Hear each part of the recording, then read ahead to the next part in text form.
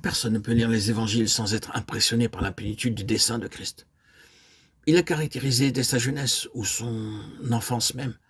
À l'âge de 12 ans, c'est une chose qui s'est manifestée avec beaucoup de force dans ce que nous appellerons l'épisode qui avait eu lieu entre lui et ses parents, quand après avoir été à Jérusalem sur le chemin du retour, ils ne l'avaient pas trouvé parmi la foule.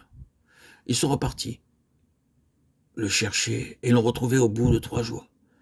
Mais malgré leur anxiété, leur souci, tranquillement, il déclara: « Pourquoi me cherchiez-vous? Ne savez-vous pas qu'il faut que je m'occupe des affaires de mon père ?» Luc 2, 49. Ou que je dois être chez mon père, avec l'emphase sur le « il faut ». Je dois seulement, je suis gouverné, je suis contrôlé, je suis sous la puissante conviction et étreint par une chose céleste, une relation céleste. Et souvent, ensuite, après le Jourdain, ces paroles étaient sur ses lèvres. Je dois faire tant qu'il fait jour les œuvres de celui qui m'a envoyé. La nuit vient où aucun homme ne peut travailler. Jean 9, 4. Et j'ai encore d'autres brebis qui ne sont pas de cette bergerie. Celles-là, il faut que je les amène. Jean 10, 16. Voyez, cet impératif immense dans sa vie, cette plénitude du dessein, conduisant à tellement plus d'activité vitale et entraînant ou exprimant une telle énergie.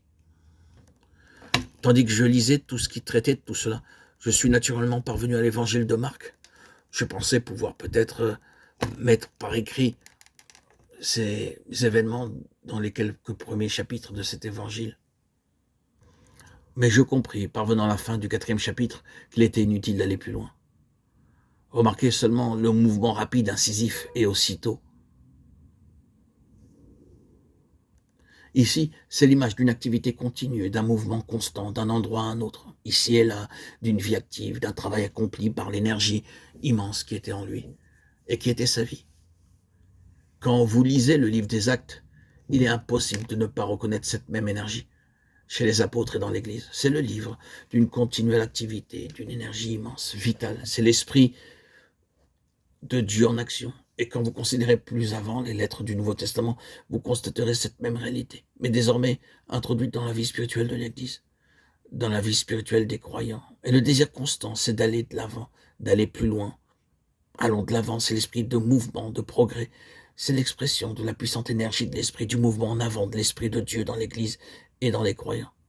Assurément, c'est le véritable accomplissement de la vision d'Ézéchiel, des chérubins et des roues et de l'esprit dans les roues, à l'endroit, son chemin, ne se détournant ni à droite ni à gauche, mais progressant, l'esprit étant dans les roues. Et elles allaient droit devant elles. Plus encore, cela semble être la contrepartie de ce que nous avons dans le livre des Nombres. Dans ce livre, comme vous le savez, l'esprit est représenté par le symbole de la nuée. Quand la nuée monte et se dirige ailleurs, le tabernacle doit être démonté et déplacé parce que l'esprit est dans ce mouvement.